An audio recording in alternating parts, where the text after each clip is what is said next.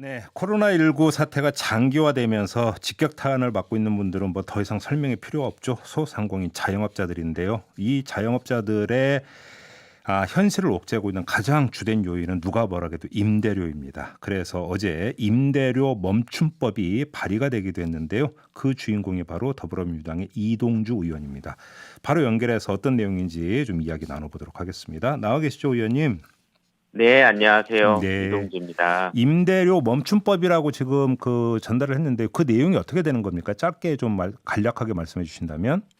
네, 장사가 멈추면 임대료도 멈춰야 된다는 뜻으로 네. 임대료 멈춤법이라 좀 이름을 졌는데요. 예. 이제 정부가 이 코로나 감염병이 심각해지면 이 상업시설에 집합 금지나 집합 제한 명령을 내리지 않습니까? 예. 그러면 그 기간 동안에 임대료를 청구할 수 없게 하거나 혹은 최대 2분의 1까지만 청구할 수 있게 이렇게 좀 조치를 좀 취했습니다. 그러니까 집합 금지 명령이 내려지면 아예 임대료를 청구할 수 없게 하고 집합 네네, 제한 그렇죠. 명령이 내려지면 절반만 청구할 수 있게 한다. 이런 내용이잖아요. 근데 네, 이게 그렇습니다. 강제하는 내용입니까? 네, 그렇습니다. 이게 좀 그동안에 착한 임대인 운동이라고 해서 예. 자발적인 어떤 참여로 예. 저희가 사회적 운동을 하고 그에 따라서 뭐 조세 지원이라든가 뭐 이런 지원들을 해주긴 했는데 네. 예, 코로나 사태가 장기화되면서 아무래도 임대료 감액을 착한 임대인들이 해줄 수 있는 예. 이런 여유가 사실은 많이 줄어든 것 같아요. 그래서 이런 좀 그 정부랑 그다음에 이런 민간 가불 간에 네. 서로 이제 좀 동참을 해서 같이 좀 이제 어떤 그 자발적 상생보다는 법에 근거해서 실질적인 피해 보상을 좀 해보자 이런 취지로 잠깐만, 강제 조항을 이게 넣었습니다. 강제하는 거라고 하는데 만약에 그럼 이걸 지키지 않으면 처벌까지 하는 겁니까? 아닙니다. 처벌 조항을 넣지는 않았습니다. 그러면 처벌 조항이 없으면 이게 강제가 됩니까? 현 시장에서? 그러니까 시장에 좀 자발적인 참여를 유도하기 위해서 예. 지원 정책을 좀 많이 넣었습니다. 그러니까 건물주에 인센티브를 주겠다. 만약에 여기에 네. 동참을 하면. 네네네. 그럼 그 그렇습니다. 인센티브는 어떤 게 있을 수가 있습니까? 일단 임대인들이 이런 임차인들에 대해서 그 임대료를 뭐 감액을 해주거나 네. 받지 않거나 하면 아무래도 임대인들이 갖게 되는 그 대출 이자에 대한 네. 부담도 생길 것이고요. 예. 그다음에 이제 대출 상환에 대한 이런 부분들도 부담이 생길 텐데 네. 이것을 이제 금융당국하고 좀 조율을 해서요. 예. 이제 법안에는 이자 상환을 좀 유예하거나 혹은 감면하거나 아니면 그 상환 기간을 연장시켜주거나 네. 하는 방법들을 좀 마련해 보려고 하고 있습니다. 5941님이 딱 바로 그런 내용의 지금 문자를 보내주셨는데 이제 그거를 지금 이제 검토를 한다라는 말. 그럼 이것도 지금 그 검토 내지 추진 중인 거지 미리 준비가 돼 있는 건 아니죠, 그러면? 네, 일단 법에서는 그런 부분들을 가능하게끔 해놨고 네. 일단 법 제정과 동시에 금융당국하고 좀 정책적으로 조율하려고 하고 있습니다. 알겠습니다. 그러면 의원님 제가 궁금한 게 있는데 이전에 했던 착한 임대인 운동 있지 않습니까? 그래서 임대료를 네. 깎아주면 세제 지원을 해주는 거고 뭐가 차이가 있는 거예요, 그러면? 일단 저는 이제 금융 지원을 법안에 네. 제가 발의한 법안에 좀 넣어놨고요. 예. 세제 지원은 조세 특례 제한법에 근거해서 추가적으로 좀 보완을 해야 되는데 네.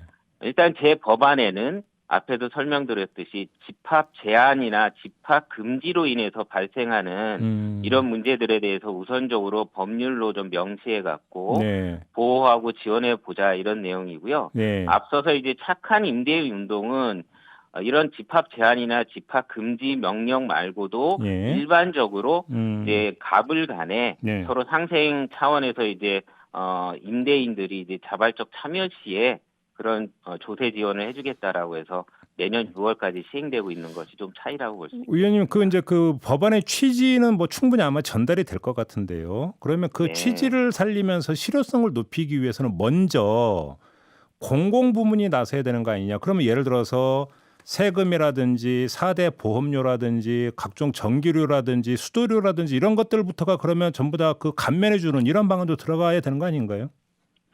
일단 그 부분들은 이제 정책적으로 고려를 해봐야 된다고 저도 동의는 합니다. 네. 근데 이제 제가 낸 법안은 상가 임대차 보호법에 대한 내용에 포함되기 때문에 네. 그 부분들은 별도의 정책으로 이렇게 좀 정부랑 알겠습니다. 협의를 좀 해보겠습니다. 근데 이제 듣는 국민 입장에서는 아니 정부와 공기업이 먼저 모범을 보이면서 임대인에게 동참을 하라고 해도 할까 말까인데 그런 어떤 공공요금이나 세금은 그 감면 안 해주면서 임대인에게만 하라고 한다면 이게 과연 동참이 되겠느냐는 얘기는 당연히 따라 나올 거 아니겠습니까?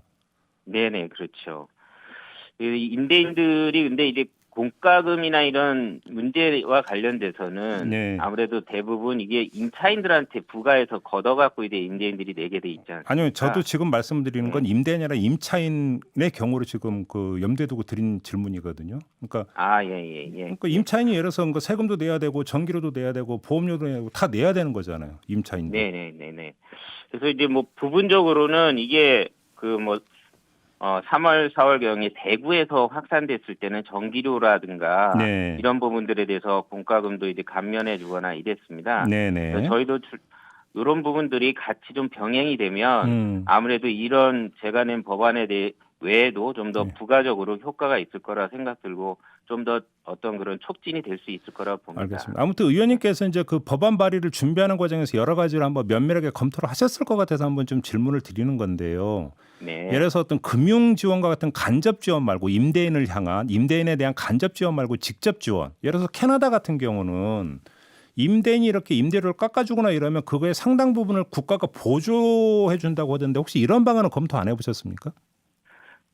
저희도 그 캐나다나 호주, 네. 미국 이런 데 사례를 좀 검토해 보고 있습니다. 예. 그래서 말씀하셨던 것처럼 캐나다 사례처럼 네. 이런 금융 지원 시에 그분에 대한 국가 지원해 주는 것도 이제 좀 같이 좀 논의를 해보려고 하는데요. 예.